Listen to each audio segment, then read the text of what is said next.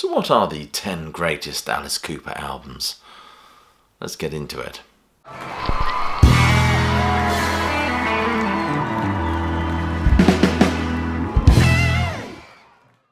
Welcome classic rock fans to another Top 10, and today we're looking at the 10 greatest albums by Alice Cooper, the band that bore that name, as well as the man's solo output from 1975 onwards. If you're new to this channel, please do click like, subscribe, check that notification bell, and check some of the links below this video for ways you can support the sterling work done at Classic Album Review. Become a Patreon, why not? We're forming a real classic rock community over there. Anyway, enough of this flim-flam.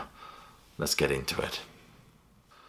Number 10 is Paranormal from 2017.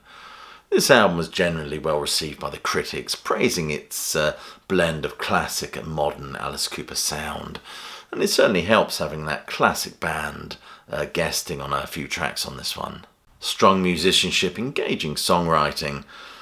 This is one of his best later albums, and is certainly a testament to the man's enduring relevance. Decent production, solid instrumentation, imbued of Alice's gruesome presence throughout, always a highlight. The standout tracks have got to be Paranoid Personality, which has a nice sleazy groove. Falling in Love or Fallen in Love references that 80s glam period. And you get high octane numbers like Dynamite Road and Fireball, with breakneck tempos and some sort of playful subject matter. Number 9 is Hey Stupid from 1991. This is the fourth album into Alice's resurrection, with a sharper sound and a twisted, raspy take on a new decade. Hey Stupid is gloriously loud, dumb and relentless, just as we like it, and encapsulates the arena rock that Alice had drenched himself with at the time. Nevertheless, the songs are still dark and sufficiently twisted, suturing Alice's theatrical grotesquerie with a brash screech of metal which very much defined the day. Hey Stupid is well received, albeit a polarising album, certainly praised for its polished production and guest star-studied lineup including Slash and Joe Satriani. I think even Ozzy Osbourne features, correct me if I'm wrong there. If I may quote louder, it's an Alice classic, marred slightly by the expected puffball power ballads and the preaching anti-drug stance of the title track. But nevertheless, I think it's a perfect summary of the man's glam period. Number 8 is From the Inside from 1978. After a dozen years of endless touring, liver abusing and whoring, an exhausted and hopelessly alcoholic Alice Cooper checked himself into a mental health rehabilitation centre, which is the dark well from which the inspiration for this twisted album is drawn. Robin Williams said, "You're only given a little spark of madness, so you mustn't lose it."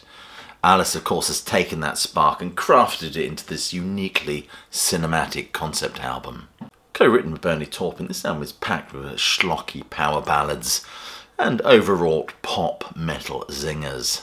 All about evil nurses, we love those, as well as some twisted, unhinged inmates. And it's packed with intriguing characters from Priest, tempted by Nurse Rosetta. I mean, who wouldn't be? I actually read somewhere that Nurse Rosetta was inspired by Nurse Ratched from One Flew Over the Cuckoo's Nest. We get the homicidal Millie and Billy. It presents an interesting dichotomy between the glossy tunage and the darkness at the very heart of this album. Despite the schlockiness of it all, it still manages to maintain that incredible hard rock sound we associate with the Coop. I love the song How You Gonna See Me Now, which was apparently a letter written to his wife now he was sober. And of course, I Wish I Was Born in Beverly Hills, which is a wonderful number that he resurrected for his Dirty Diamonds tour.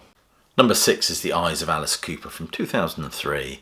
Following years in the artistic wilderness, I think searching for a niche, sometimes successfully in the post-Guns N' Roses trash, where he worked with producer and writer Desmond Child, and then sometimes not so successfully with the bludgeoning nu metal sound of Brutal Planet.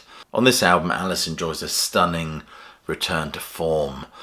I mean, thank heavens, hello, hooray, the mascaraed one returns to the twisted stylings of those early albums. I think in part the sound of this record was perhaps inspired by the White Stripes-led Vogue for garage band simplicity. Standouts in terms of the tracks are What Do You Want From Me and Detroit City, which features MC5 guitarist, fellow from Detroit, of course, Wayne Kramer. And the mixing is perfect. There's a wonderful balance between the guitars, the drums and the vocals, as we fluctuate seamlessly between a sort of gothic horror and humour and the metallic crunch of classic Cooper, all resurrecting the punkish rawness of those early albums. I really like this one. Number 5 is School's Out from 1972. This is a dirtbag reworking of West Side Story, full of Broadway schmaltz. We get the trippy teenage rampage and the brattish sneer of the title track, and the head-stomping Public Animal number 9, as well as a slinky Looney Tune. All good stuff. It is completely schizophrenic and rather half-baked conceptually. And we get that sleeve with those white panties. I don't think you can get away with that shit these days. With the Killer album, it embraces psychedelia, horror movies, musical, prog, arguably. All compressed musical brilliance held together by the sinister squeeze and slither of that snake. All those sibilant S's. You see what I did there? But with this album, they really doubled down on the hooks, and we get that deliberately dumb title track, of course, which strips their sound down to the thrilling basics, combining those niggly vocals and that wonderful guitar riff from Glenn Buxton. Not to mention the propulsive drums. Let's give Neil Smith some credit. The album flies off on some weird tangents, but it does rather work, I think. We get other songs on this album like Blue Turk, another one that references those dark desires. Lyrics like, "You're so very picturesque, you're so very cold." Not to mention Alma Mater, that has a distinctive Beatles vibe to it. And number 4 is Welcome to My Nightmare from 1975. Vince dons a top hat, gives Vincent Price a call and produces perhaps the grooviest and spookiest, most high camp song and dance show ever. And of course his band were left devastated by him kind of going solo and producing this album. Michael Bruce said he was absolutely devastated by it. We were saddened because the way it came down. It was kind of broke our hearts because we would have gone with it. But still, the dark vaudevillian quality of this album, to quote Vincent Price, is just delicious. This album certainly straddles the line of the garage rock sensibilities of those early albums, and the playful, over-the-top theatricality that would seem dipping his toes into different generic musical soups, or one critic has quite aptly called mock and roll theatre. And of course the concept is centred around this addled-brained boy and all the monsters in his head. It's certainly a triumph of dark musical theatre. Some folks as a slice of cabaret and Only Women Bleed as a kind of a sensitive ballad which would no way have found its way on one of those earlier records. But the rockers serve Alice's reputation well as serving the conceptual doom loop of the album's story. Devil's Food, Black Widow, Department of Youth and Cold Ethel are all insufferably chilling. Number 3 is Love It to Death from 1971. This is the band's first post-dark psychedelia album and probably one of the most iconic, from the spidery eyes gatefold sleeve to the controversial thumb. Part of that slithery death glam band pose on the cover. And the songs on this album are just wonderful, from Black Juju, written by Dennis Dunaway if I'm not mistaken, to the timeless goth glam dirge of the Ballad of Dwight Fry. Interestingly, the US release for the first Black Sabbath album the previous year provided another band to rival Alice in the spooky rock sweepstakes. Certainly Alice Cooper had to up their game for the next album, which they most certainly did. There were some clashes between Michael Bruce and Bob Ezrin as Michael Bruce questioned some of the orchestrations that Ezrin was insisting on. I think the keyboard part to the start of Black Juju was actually played by Michael Bruce and bears an uncanny resemblance to Pink Floyd's Set the Controls for the Heart of the Sun, a band that was a huge influence on the Alice Cooper group. But this record is undoubtedly a classic of downer rock, but the band's sound is firmly cemented. It's tight, it's raw, it's melodic, and 18 bristles with teenage angst and provides an interesting juxtaposition between the rasping, bratty vocals of Alice and that unforgettable arpeggiated riff in E minor. This actually came from a 10-minute sprawling piece originally titled I'm Edgy. I think moving to Warner Brothers was the big break that this band needed.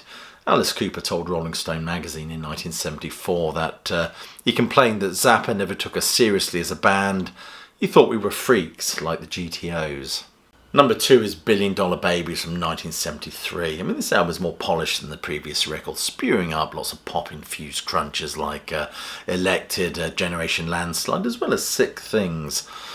Sick Things was the only guitar part, I believe, that Glenn Buxton actually contributes to this album. A lot of the guitar work on this album was Mick Mashbeer, I don't know if I've said his surname correctly, who also would go on tour with them and play a lot of the live parts as well. In a review at the time for Cream magazine, Robert Christgau said this is their most consistent album to date. We get tracks like Hello Hooray and the lethal stomp of the title track, as well as Elected, which is a reworking of an earlier song, and the pop candy of No More Mr. Nice Guy, just to rub salt into the wounds of America's Bible Belt. I Love the Dead is a wonderful number, putting a whole new spin on the phrase to crack open a cold one, and that macabre pulse of Sick Things. This is such a perfect Cooper album in every way. Although Dennis Dunaway in a recent interview with this channel said that he didn't want Mary Ann to be included on the album. And I must admit, I think Dennis Dunaway's bass contributes so much to the sound of this band. And according to Michael Bruce's book, Chris Squire said he was a huge fan of Dennis's playing, and high praise indeed. Number 1 is Killer from 1972. This album epitomises all that is great about the Alice Cooper group, from the dark glam of the band's image to the concept that kind of almost drives this album. I've got to ask you, in your opinion, Killer, is it a concept album? Well, it was as good of an attempt as we could do with very limited time. We were touring while we were recording it. And the opening track is one of the best album openers ever. It fits that milieu of shock rock as it was then. I mean, definitely narratives like Desperado and Killer very much set the tone for this record. We get Alice twisting a doll-like, rather gruesomely, from the end of a rope, and the astonishingly bleak halo of flies with its evocation of death and decay. With this album, there's no doubt that the Cooper cards were laid firmly on the table, I think. A menacing slice of primo American ugly at the dawn of the feel-bad decade. One defined by the move away from psychedelics to the nastier stuff, dismantling the Haight-Ashbury loving vibe, a world post-Altmont, providing some real distance between the breezy strum of Scott McKenzie to a world where napalm has stripped the flesh from Southeast Asia, Altmont, Watergate. And wasn't 72 the year of the Kent State massacres shootings as well, or was that 74? I can't remember. I think it was 72. I agree with Tim Sendra writing for AllMusic when he says, Killer offers moments of sweaty rock and roll brilliance, oddball horror ballads and garage rock freakouts, all wrapped up in a glammy, sleazy package. This band offer a sound that's muscular yet nuanced, with guitars that snake around each other in this macabre symbiosis of ugliness, all topped off with Alice's characteristic tubercular rasp. What a great album. Anyway, there you are. That's the 10 greatest Alice Cooper albums in my opinion. I haven't mentioned the new album. Not that I don't think it's worthy of a place in this top 10, but it's I've not lived with it long enough to decide where I think I would rank it, but I'm really enjoying it. Anyway, I'll just finish there and leave you with my closing salvo, which is hope you're well, staying safe, and of course that you keep listening.